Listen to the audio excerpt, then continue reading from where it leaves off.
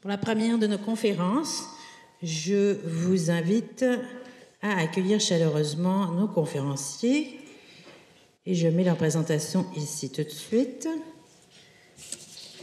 Et en leur laissant la place, je vous dirai que nous avons Karl Mörk, et je le dis comme il faut, merci, doctorant en psychologie à l'UQAM et membre du Centre de recherche en intervention sur le suicide et l'euthanasie, CRISE. C'est un psychologue français qui est actuellement en doctorat en recherche à l'UQAM avec professeur Brian Michara et qui travaille sur l'utilisation des nouvelles technologies en prévention du suicide. Il étudie plus spécifiquement les enjeux éthiques et méthodologiques liés à l'emploi des données massives et de l'intelligence artificielle. Et il travaille avec Louis-Philippe Côté, qui est avec nous aujourd'hui, sur le contenu suicidaire sur le Darknet. Et donc, Monsieur Louis-Philippe Côté, qui est un doctorant en psychologie, toujours avec le professeur Brian Michara, membre du CRISE également. Ses intérêts de recherche, c'est l'utilisation de nouvelles technologies en prévention du suicide. Sa thèse doctorale vise à évaluer la transférabilité des théories et pratiques d'intervention téléphonique des centres de prévention du suicide à la communication par clavardage. Alors accueillons ces deux messieurs. Pour les sites distants, je vous redonnerai le micro à la fin pour les questions. Merci beaucoup. Bonjour tout le monde, est-ce que vous m'entendez bien? Parfait. Je suis ravi d'être là aujourd'hui avec vous et avec mon ami Louis-Philippe Côté pour vous parler d'un sujet qui nous tient à cœur, qui est la prévention du suicide à l'ère numérique.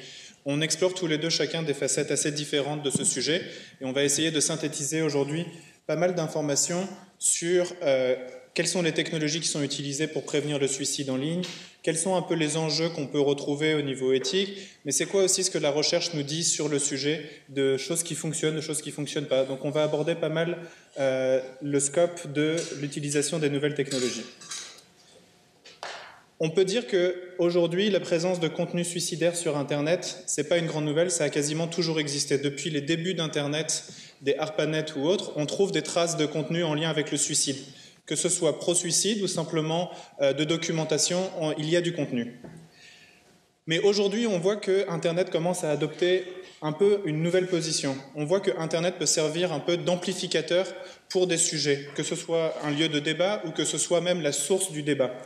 Et je pense que si vous l'avez regardé pour votre plaisir ou avec votre famille, 13 Reasons Why était un exemple l'année dernière de grands débats qui a pu être suscité, comment une série qui est diffusée sur Internet peut avoir ensuite une vie sur les forums et ainsi de suite. C'est devenu aujourd'hui un sujet tellement important qu'on peut dire que c'est un sujet incontournable pour tous les grands acteurs, qu'ils soient publics ou qu'ils soient privés. Tous les grands GAFA et autres grands acteurs du numérique sur Internet ne peuvent pas passer à côté. Et je vous ai mis un petit exemple de Facebook qui a été pris l'année dernière et qui a encore eu des difficultés cette année avec l'histoire d'utilisateurs qui diffusaient en live leur suicide sur la plateforme. On voit que c'est un lieu où on peut maintenant diffuser, c'est aussi le cas sur Periscope, le service de Twitter, mais c'est aussi un lieu où on peut annoncer. Donc tout ça, ça pose un certain nombre de défis pour nous en tant que cliniciens, professionnels, chercheurs, un peu à tout niveau. Et en fait, on est un peu dans une situation paradoxale. La situation paradoxale, c'est que Internet contient en effet aujourd'hui, et on le sait, on l'a vu avec Louis-Philippe, sur le Darknet, donc la version un peu sombre d'Internet, ou sur la version plus en clair, il y a du contenu pro-suicide. Il y a du contenu qui pourrait être considéré comme potentiellement à risque, c'est-à-dire des informations qui sont données sur les méthodes qui fonctionnent et qui peuvent aider à les diffuser.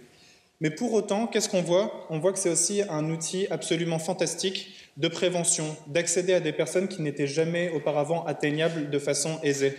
On voit que c'est aussi un moyen de pouvoir innover. Et dans beaucoup de pays, on atteint un seuil où les taux de suicide sont parfois restés un peu stables et passer la dernière étape est encore un grand défi. Et Internet peut parfois être cet outil qui nous manque pour essayer de pousser un peu plus nos succès en prévention du suicide. Ça reste quand même un paradoxe et parfois c'est un peu difficile de savoir où privilégier, où placer ses efforts de façon prioritaire. Donc je vous ai mis par exemple une figure qu'on trouve souvent en neuropsychologie qui est un peu l'escalier sans fin. On pense avoir fait des pas, mais ensuite il y a une nouvelle innovation qui arrive et ainsi de suite. Et on est un peu dans une sorte de boucle sans fin. Donc pour aujourd'hui, qu'est-ce qu'on va essayer de regarder un peu plus en détail dans le temps qui nous est imparti? On va essayer de regarder un petit peu, est-ce qu'on connaît un profil des personnes à qui s'adressent les services de prévention du suicide? Ensuite, on va essayer de regarder, c'est quoi un peu les stratégies prometteuses aujourd'hui qui vont nous permettre de parler d'utilisation d'Internet pour prévenir le suicide. On va parler de l'information, de la formation et du repérage. Comment est-ce qu'on repère les personnes? Comment est-ce qu'on peut former les acteurs? Et comment est-ce qu'on peut mieux informer ou comment est-ce qu'on peut bien parler du suicide? Et enfin, on va regarder quelques petites pistes d'amélioration et d'action qui sont possibles aujourd'hui pour pouvoir intervenir plus efficacement encore.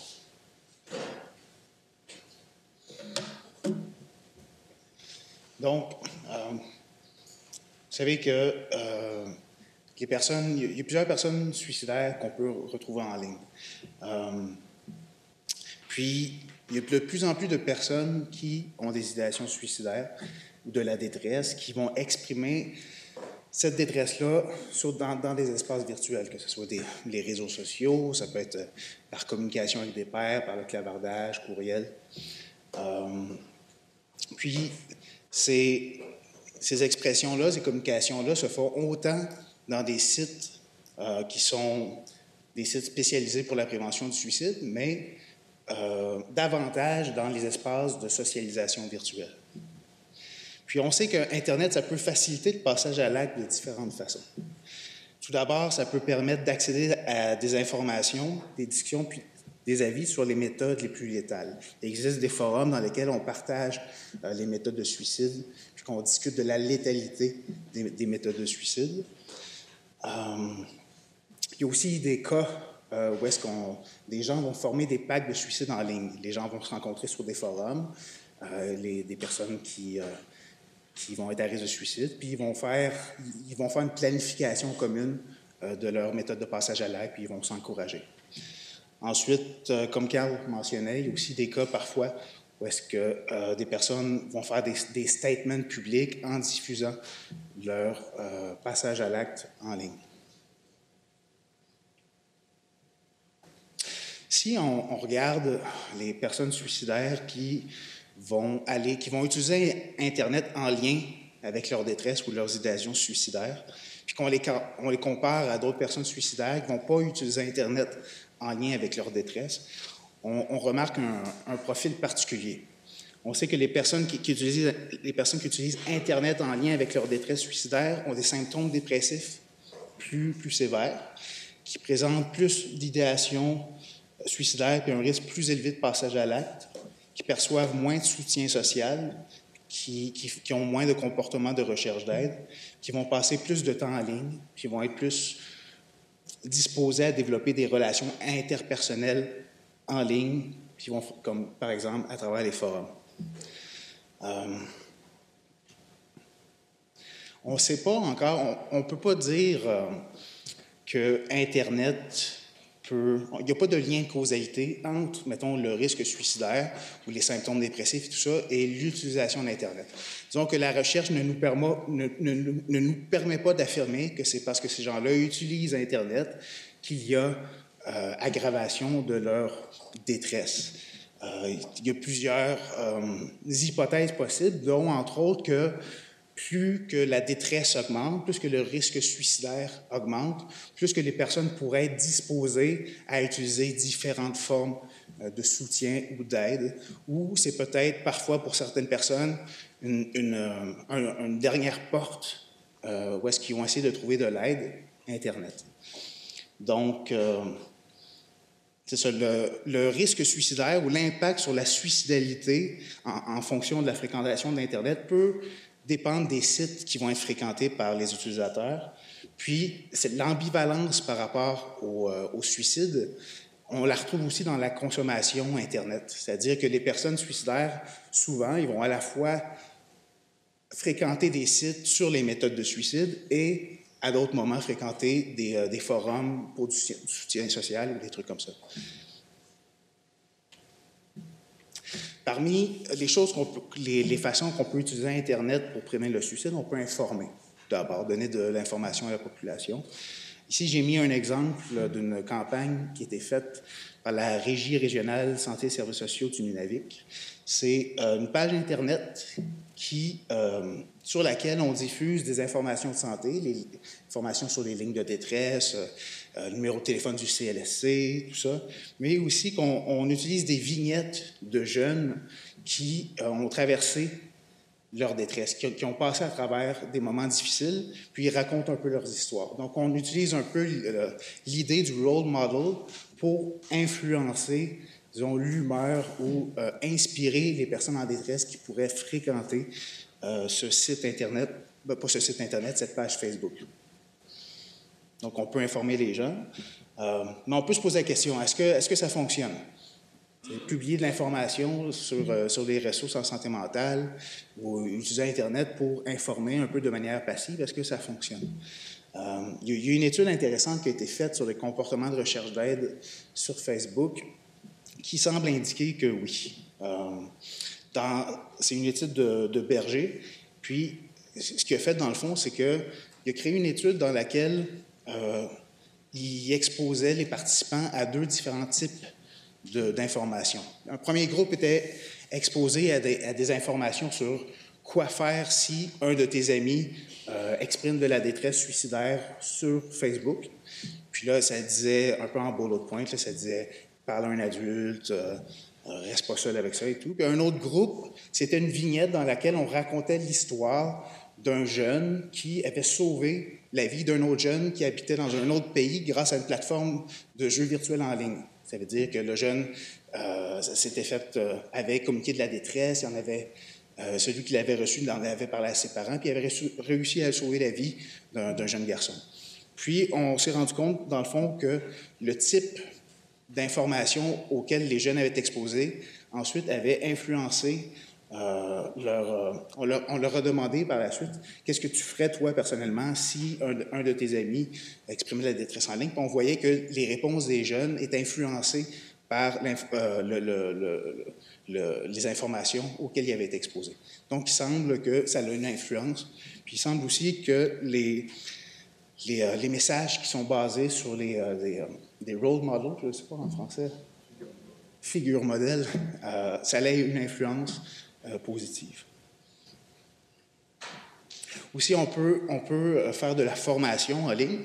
Puis, les études qui portent sur les formations en ligne indiquent que ça semble avoir une efficacité similaire sur les connaissances.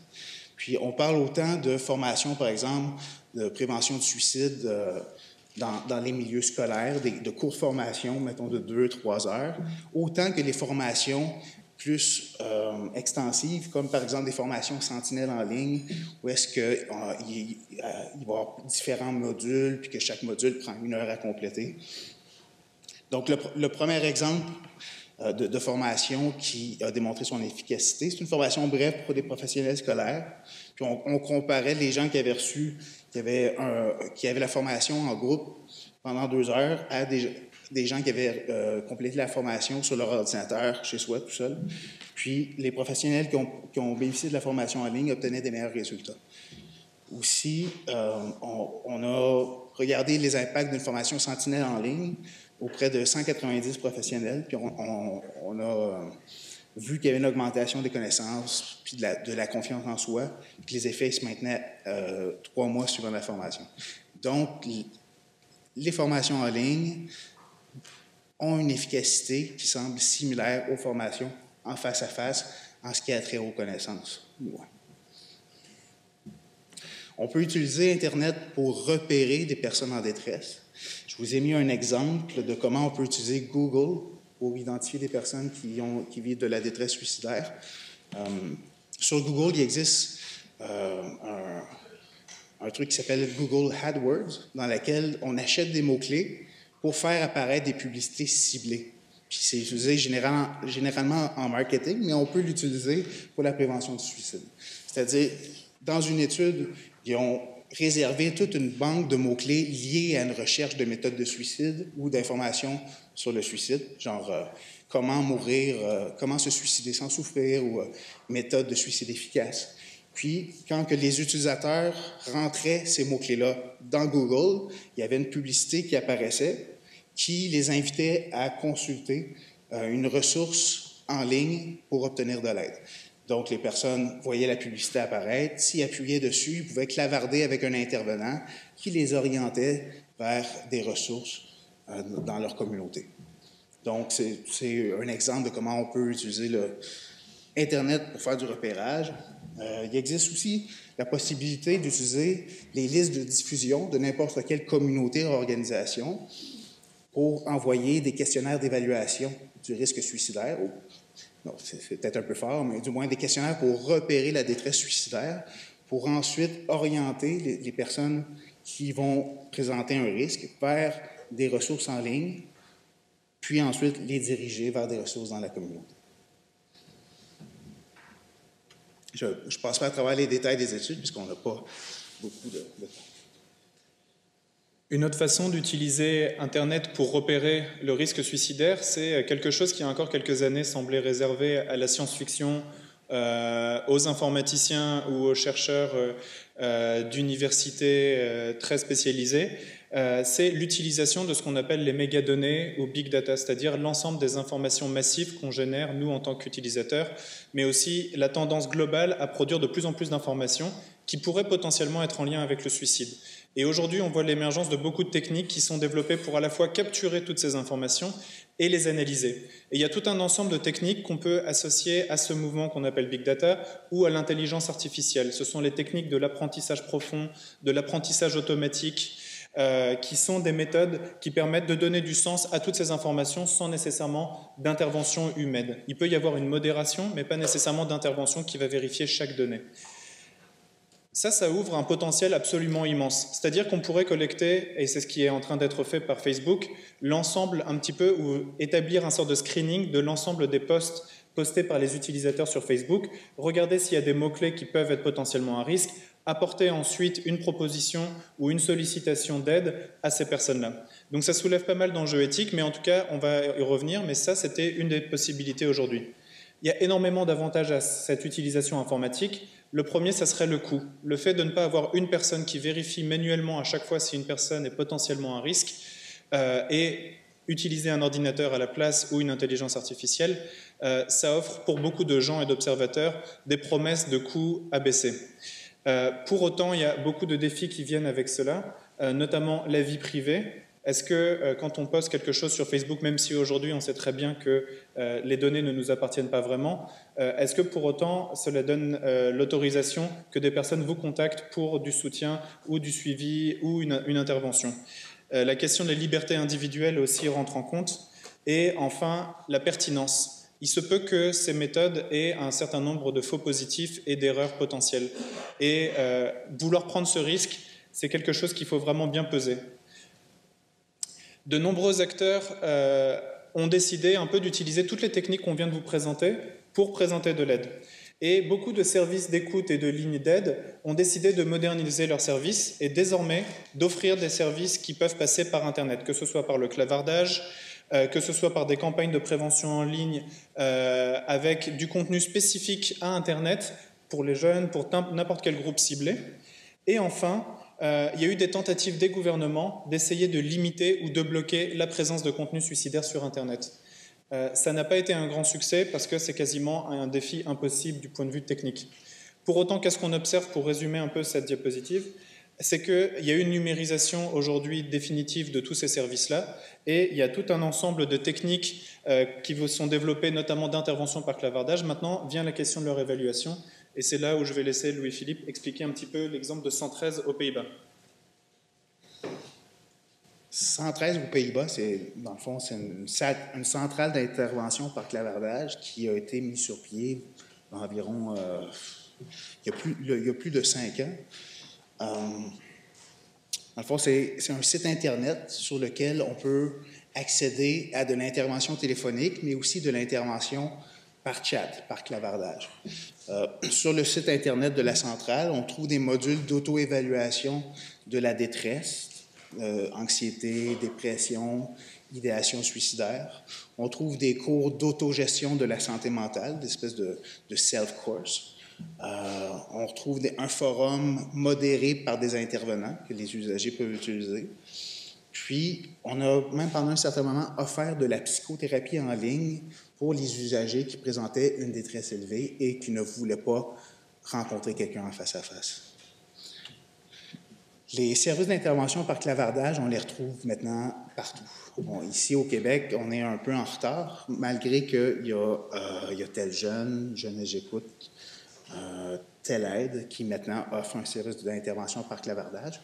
Mais ce sont des services qui sont généralistes, c'est-à-dire qui ne visent pas spécifiquement des individus qui présentent une détresse suicidaire. Partout dans le monde maintenant, ou presque, on retrouve des services d'intervention en prévention du suicide, donc des services d'intervention de crise par texto ou par clavardage. Ce qui est intéressant, c'est que ces services-là, la population semble différente. Les utilisateurs des services d'intervention téléphoniques semblent différents des utilisateurs des services d'intervention par clavardage. On trouve beaucoup plus d'adolescentes puis de jeunes femmes. Donc, le gros des utilisateurs, c'est des jeunes femmes, et plus que les utilisateurs montent en âge, plus que le ratio homme-femme s'équilibre. Donc, les utilisateurs entre 30 et 40 ans, on va retrouver un homme pour une femme. Les utilisateurs autour de entre 15 et 20 ans, 8 sur 10, ça va être des filles. Les utilisateurs des services d'intervention par clavardage n'utilisent pas les services d'intervention téléphonique, ils ne veulent pas appeler, ils ne veulent pas parler avec quelqu'un au téléphone. Ils ont souvent un profil psychosocial plus complexe que les utilisateurs des services d'intervention téléphonique, puis des problématiques qui sont plus sévères.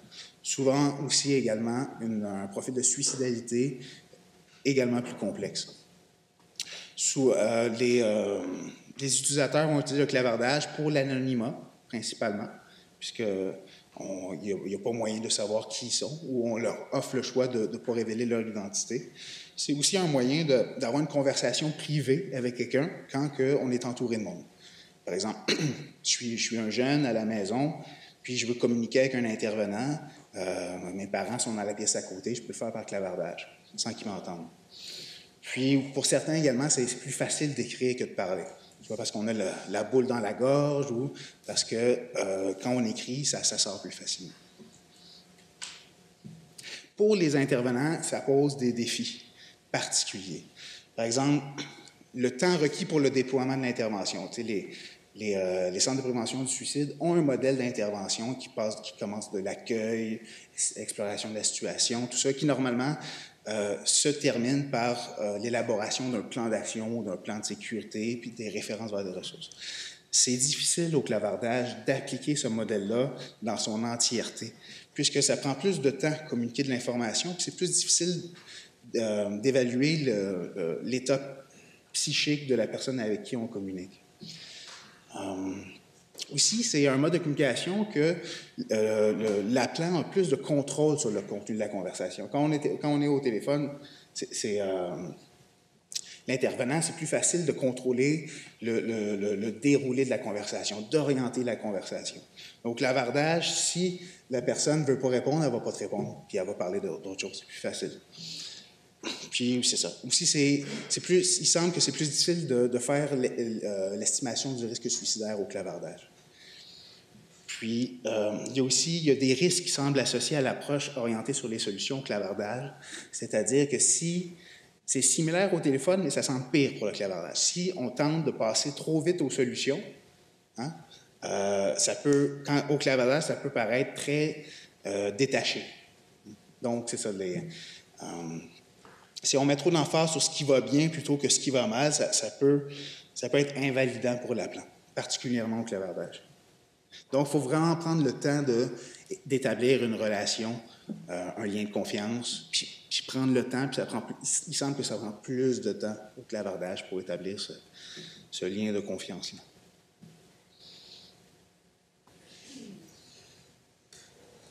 Enfin, beaucoup des questions qu'on reçoit, c'est qu'est-ce qu'on peut faire si on voit quelque chose sur Facebook, sur Twitter, sur un réseau social, sur Snapchat? Qu'est-ce qu'on peut faire?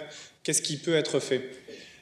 Aujourd'hui, il y a eu comme une sorte de coup de fouet un petit peu pour toutes ces grosses sociétés, parce qu'ils se sont rendus compte qu'avoir des utilisateurs qui se donnaient la mort ou qui exprimaient des idéations suicidaires sur leur réseau en plus d'être une très mauvaise publicité, ça pouvait les amener vers un chemin qui était celui de la non-assistance à personne en danger.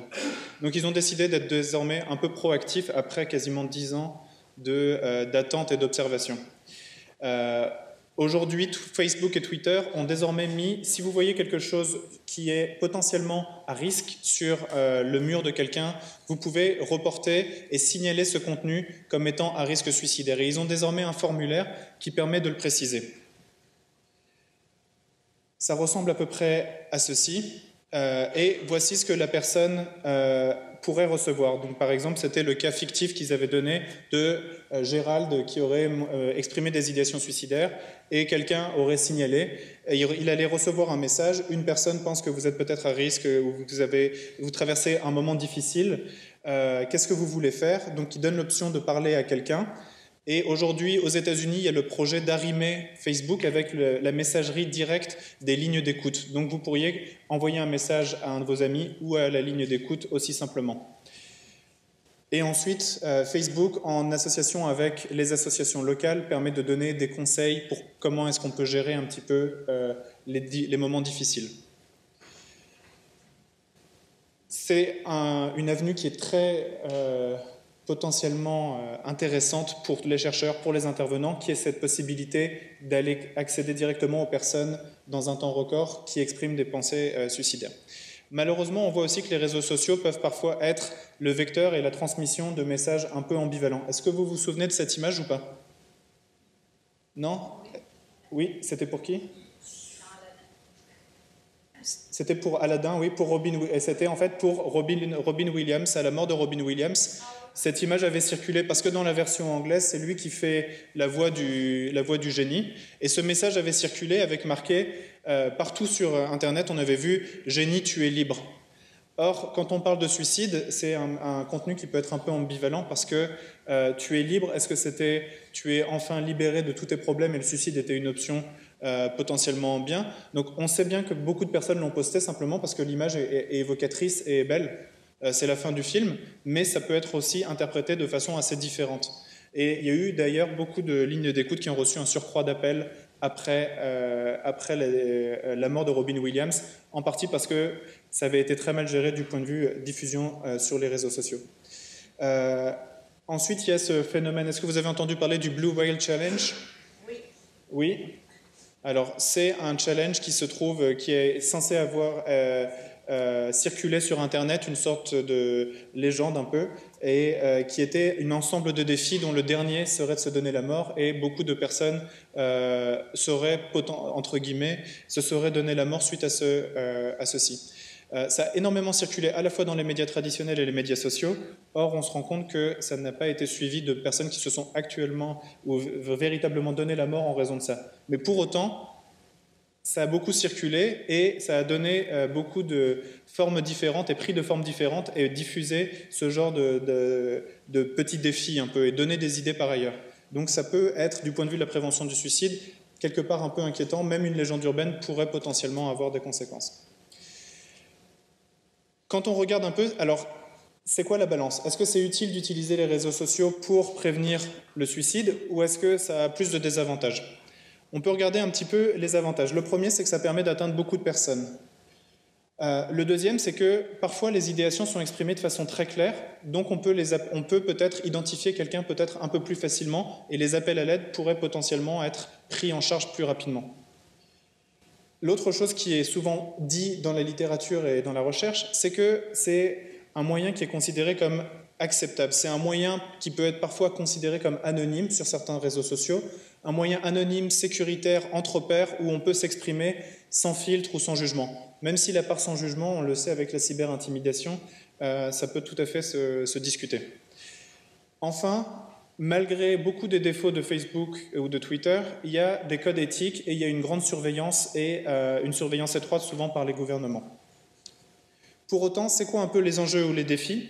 C'est que parfois, on observe que le soutien des pairs va être plus recherché que par le soutien des professionnels.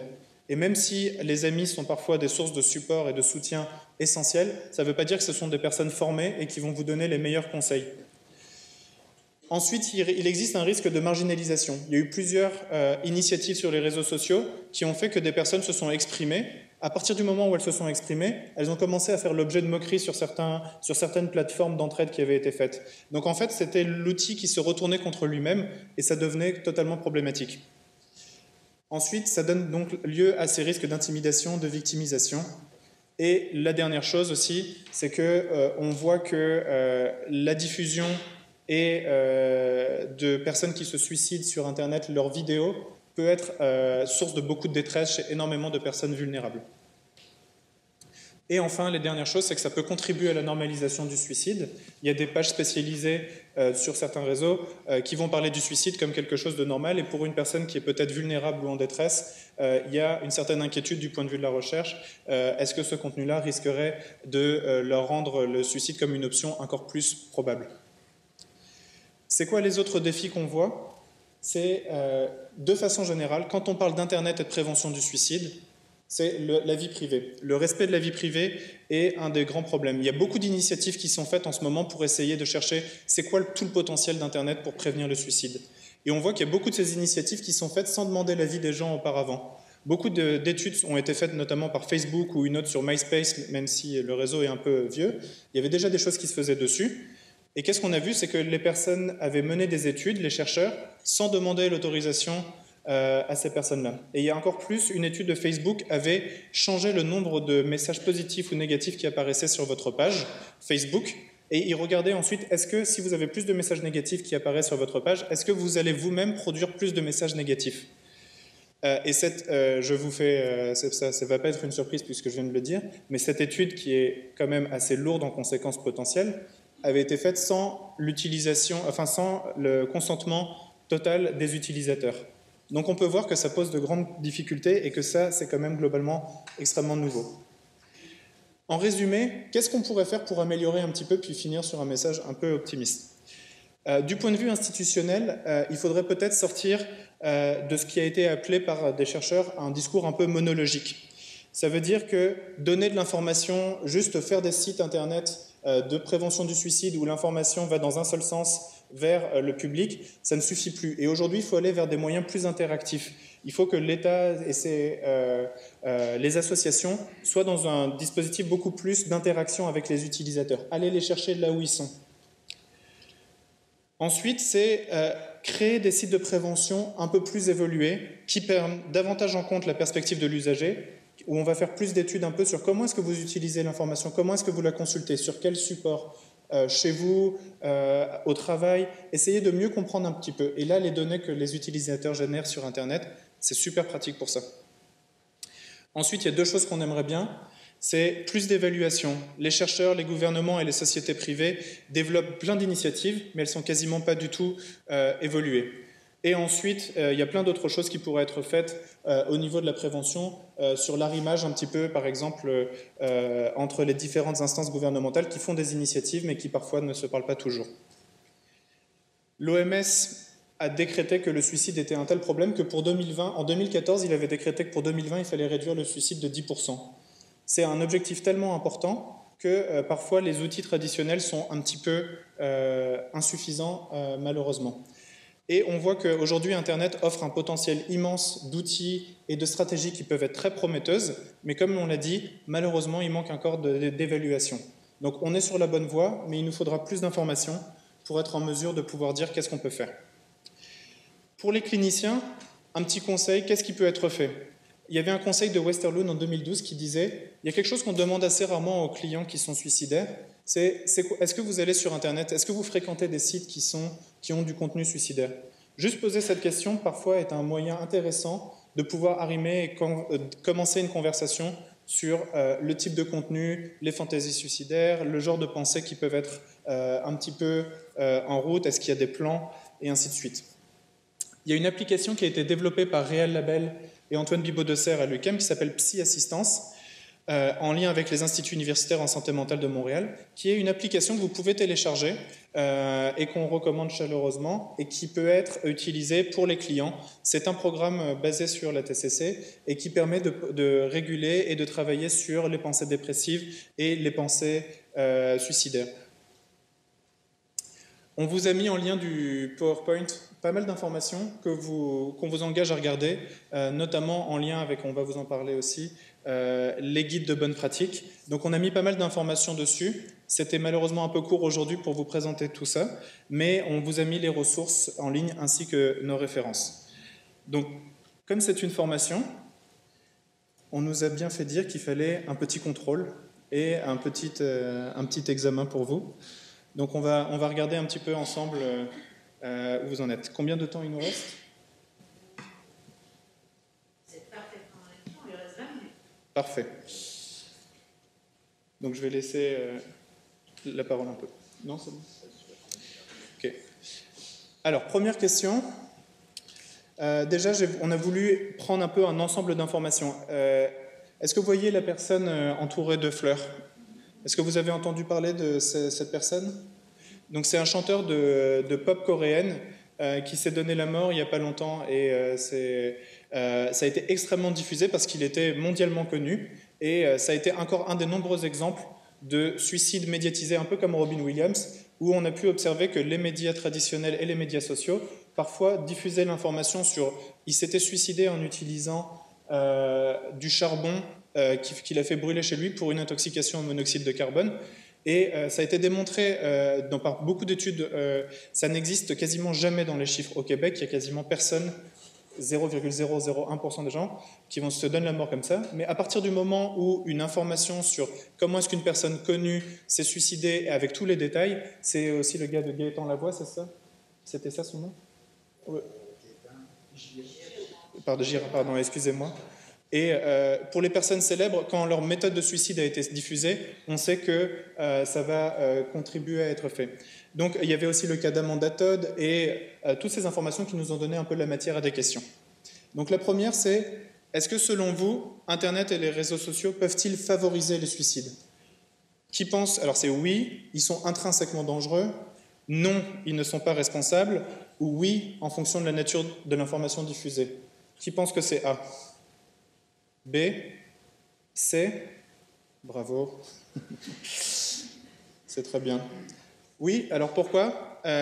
C'est si, on va dire que ça peut être un petit peu compliqué, s'ils permettent d'accéder à des informations, discussions ou avis sur les méthodes de suicide les plus efficaces. Il y avait un site qui s'appelait Church of Euthanasia qui avait été lancé dès les débuts d'Internet, qui donnait clairement les conseils pour où se trouver les pilules, les méthodes les plus faciles pour se tuer. Il y a aussi, donc, pour obtenir les méthodes de suicide, pour les obtenir directement, les acheter, pour former les packs de suicide en ligne ou pour diffuser son suicide en ligne, en effet. Deuxième question, est-ce que, alors ça c'est plus culture générale, on n'en a pas parlé, mais on va voir un petit peu un test. Comment s'appelle l'effet de contagion suicidaire facilité par les médias traditionnels ou les réseaux sociaux? Est-ce que c'est l'effet Gunther, l'effet papillon, l'effet million ou l'effet Werther? Qui pense que c'est l'effet Gunther? Papillon, million, Werther? Ok, c'était en effet un peu difficile. Alors, qu'est-ce que c'est? L'effet Werther, c'est un concept qui est de plus en plus utilisé aujourd'hui parce qu'on voit qu'il s'applique très bien aux médias sociaux. L'effet Werther, en fait, c'était le livre « Les souffrances du jeune Werther » qui a été publié au XIXe siècle par Goethe, à la fin duquel son héros se donne la mort. Et c'était un héros qui vivait des émotions très intenses, romantiques, 19e. Et il y aurait eu une grande diffusion dans les journaux de l'époque sur ce livre-là. Beaucoup de critiques et de débats, mais aussi beaucoup de juste regarder ce personnage romantique magnifique qui se donne la mort. Et il y aurait eu un surcroît de suicides en Europe à l'époque. Et depuis, on a dit, bon, on va appeler cet effet l'effet Werther. Et l'effet Werther, de façon très intéressante, existe encore aujourd'hui. Enfin, on l'observe sur les nouveaux médias sociaux. Donc aujourd'hui, si vous faites attention, vous verrez que ce nom apparaît de plus en plus un peu dans les journaux. Question pour voir si vous avez suivi. Est-ce que le Blue Whale Challenge, est-ce que c'est une légende urbaine ou un cas typique de contagion suicidaire? Qui pense que c'est une légende urbaine d'Internet? Un cas typique de contagion suicidaire? Alors c'est un peu des deux. C'est une légende urbaine. Où est-ce qu'elle est née? Elle est née dans les confins de la Russie et Kazakhstan. Et ça avait émergé sur un réseau social et c'était une sorte de, encore une fois, cette suite de challenges à faire. Il y a même des applications qui seraient nées de ça. Et tout le monde en a parlé, tous les journaux en ont parlé, mais il n'y avait aucun suicide qui était associable à ça. Et il y a eu pourtant des études qui ont vérifié est-ce qu'il y a des personnes qui se sont donné la mort en raison de ça.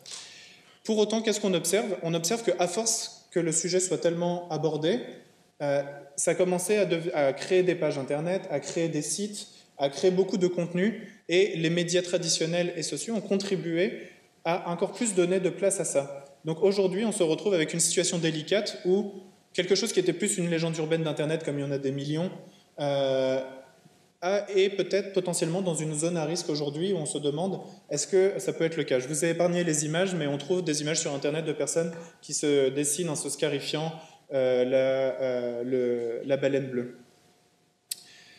Ensuite, une question qui est en lien pas mal avec les travaux de Louis-Philippe. Les recherches scientifiques ont validé l'efficacité des interventions par texto et clavardage en prévention du suicide. Vrai, faux ou vrai et faux? Qui pense que c'est vrai? Qui pense que c'est faux? Qui dit que c'est vrai et faux? Ben, en effet, c'est vrai et faux. Tout simplement parce que la recherche, elle indique que les services d'intervention par clavardage, ils sont efficaces pour réduire la détresse des usagers. Si on prend des mesures avant et après l'intervention, on voit une diminution significative de la détresse des usagers. Par contre, on ne sait pas encore pourquoi. Ça reste une boîte noire. On n'a pas encore identifié les processus par lesquels les effets positifs par lesquels il y a des effets positifs. Donc, on n'est pas encore en mesure de pouvoir dire que la recherche scientifique a identifié les meilleures pratiques d'intervention pour le clavardage et pour le texto. Puis, c'est une grande différence avec l'intervention téléphonique, parce qu'on a beaucoup d'études scientifiques qui disent au téléphone, quand on fait de l'intervention téléphonique avec des personnes qui ont un risque suicidaire, faites ceci, faites pas cela. Donc, on n'est pas encore à ce niveau-là pour l'intervention de crise et l'intervention par clavardage. Ce qui est intéressant, c'est que la plupart des services qui vont offrir de l'intervention par clavardage, c'est des services qui offraient de l'intervention téléphonique avant, puis qui ont ouvert un service de clavardage. Donc, ce qu'ils font, c'est qu'ils prennent leur formation, puis leur pratique téléphonique, puis ils transfèrent au clavardage. Donc, c'est ça. On est à l'ère des évaluations. Puis, dans les prochaines années, on devrait avoir de plus en plus de recherches scientifiques qui vont nous permettre d'identifier les bonnes pratiques. Oh, on recule. OK. Donc, ça, c'était... Je pense qu'on ne va pas faire le truc, mais quand même, est-ce que ça, c'est un message qui est positif, neutre, ambigu ou destructeur? Je pense que ambigu, c'est en effet ça. Vous avez bien suivi. Donc, c'était ce message à la suite du message de Robin Williams. Et c'est, en tout cas, je voulais le remettre dans la question pour aussi signaler, quand on voit les sortes d'hommages qui sont faits sur Internet, parfois c'est intéressant de se poser la question de peut-être leur double sens ou l'ambiguïté qu'ils peuvent porter, et à quel point est-ce qu'on va pouvoir développer une bonne stratégie de prévention de suicide si on laisse aussi des choses qui se font comme ça, sans au moins donner une explication ou un contenu de pourquoi est-ce que ça pourrait être dangereux. Donc ensuite, je te laisse présenter le cas. On a imaginé un petit cas qui est basé un petit peu sur plusieurs exemples qui se sont passés dans les 2 dernières années. Donc ça serait une jeune adolescente qui est dépressive, qui s'exprime à ce sujet sur les réseaux sociaux et qui fait parfois l'objet de quelques commentaires désobligeants sans nécessairement aller jusqu'à l'intimidation. Donc on est dans une situation qui est relativement fréquente. Elle annonce qu'elle va mettre à la fin ses jours sur Facebook et diffuse son suicide sur Periscope, l'interface de diffusion de Twitter. C'est un cas qui est inspiré d'une situation réelle qui a eu lieu en France où elle s'était jetée sous un train. Pour vous, est-ce que Facebook et Periscope sont responsables de non-assistance à personne en danger dans ce cas? Alors je vous donne plusieurs situations, donc ça va demander un peu de choses. Est-ce qu'ils sont responsables légalement, mais pas moralement? Est-ce qu'ils sont responsables légalement et moralement? Est-ce qu'ils sont pas responsables légalement, mais moralement oui? Est-ce qu'ils sont pas responsables légalement et pas responsables moralement? Donc, qui pense que Facebook, Snapchat ou Periscope sont dans cette situation responsables légalement, mais pas moralement? Qui pense qu'ils sont légalement responsables et moralement responsables? Ok? Qui pense qu'ils ne sont pas légalement responsables, mais moralement oui? Ok? et qui pensent qu'ils ne sont pas du tout responsables ni légalement ni moralement. Okay. Donc, le consensus semble en effet se pencher sur légalement non, mais moralement oui. Mais pour autant, ça devient de plus en plus compliqué. Pourquoi? Parce que plus ils mettent en place d'initiatives, si elles ne sont pas efficaces ou si elles sont jugées pas efficaces, eh ben, dans ce cas, on va pouvoir dire où est-ce que vous étiez, qu'est-ce que vous avez fait.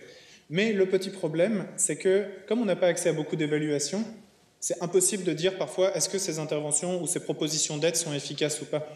Donc on a un peu des difficultés et c'est une des grandes étapes qui vont venir, c'est avoir plus d'arrimage entre recherche et créateurs d'initiatives de ce genre-là ou diffuseurs de ce genre de contenu.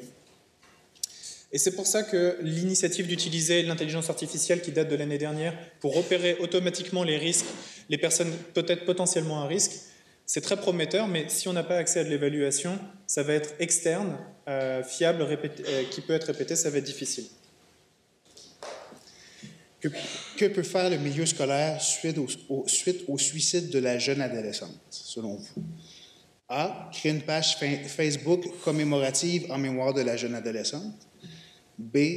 Convier tous les étudiants à une séance de débriefing virtuel sur un réseau social. C. Identifier les réseaux sociaux où l'on discute du suicide de la jeune adolescente et les monitorer afin d'y faire du repérage. Ou D. Ne rien faire. Il est préférable de ne rien faire du tout plutôt que de risquer de faire plus de mal que de bien. Qui opte pour la page commémorative, le A? Qui vote pour la séance de débriefing virtuel? Qui vote pour identifier les réseaux sociaux où l'on discute du suicide puis faire du repérage, les monitorer?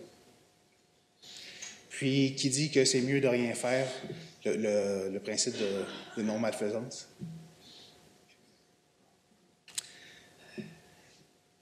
Il semble qu'identifier les réseaux sociaux, les endroits, les espaces virtuels où est-ce qu'on discute du suicide du jeune, puis les monitorer, c'est l'endroit à faire. C'est la chose à faire. C'est la pratique qui est promue par les organisations en prévention du suicide de plus en plus. D'ailleurs, il y a deux organisations, une australienne et une américaine, en prévention du suicide, qui ont créé des guides de postvention en ligne. Puis les deux disent la même chose. Ce qu'ils recommandent de faire pour les intervenants scolaires, c'est mettons, quand il y a un suicide d'un jeune dans une école, la première chose, c'est de collaborer avec la famille puis les pères du défunt afin d'identifier les lieux de commémoration virtuelle puis de pouvoir y accéder. S'il y a une page en mémoire de quelqu'un sur Facebook, c'est de voir comment on peut accéder à cette page-là, comment on peut lire le contenu qui s'y trouve, puis comment on peut publier des informations sur cette page-là. Ensuite, une chose à faire qui est importante, c'est de déconstruire les rumeurs puis d'effectuer du recadrage. Parce que souvent, quand il y a une nouvelle qui circule, les nouvelles d'un suicide qui circulent sur les médias sociaux, là, les rumeurs s'embarquent. Puis là, parfois, on veut lyncher des gens qui seraient responsables, qui auraient causé le suicide, ou on va entendre toutes sortes de rumeurs. Donc, une des choses qu'il faut faire quand on a accès à ces lieux-là, c'est de faire du recadrage puis de déconstruire les rumeurs. Ensuite, ce qu'on peut faire, c'est publier des ressources sur la santé mentale et la prévention du suicide, parce que tous les gens qui fréquentent ces lieux-là aient accès à des ressources. Puis, ensuite, c'est de monitorer ces forums-là, ces réseaux sociaux-là, pour tenter d'identifier des messages de détresse, pour repérer des personnes, de jeunes qui pourraient présenter un risque suicidaire. Donc, c'est la pratique qui est actuellement promue pour la postvention en ligne. Merci beaucoup.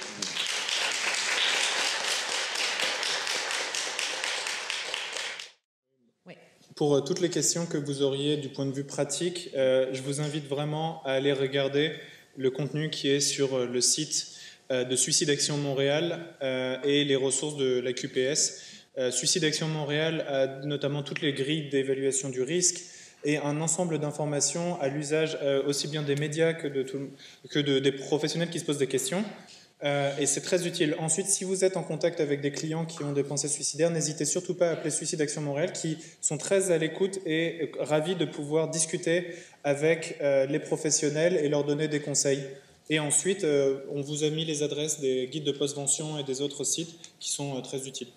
Puis, pour conclure, là, Si vous décidez de développer un service d'intervention en ligne ou une initiative qui utilise Internet, des applications mobiles ou toute forme de nouvelles technologies, juste un petit truc, pensez dès le début à comment vous allez évaluer votre initiative pour savoir si ça fonctionne. Donc, souvent, quand on développe une initiative technologique, il faut créer une plateforme, une technologie, puis on peut intégrer à cette technologie-là les paramètres de son évaluation. Donc, juste vous laisser sur ce petit mot technique.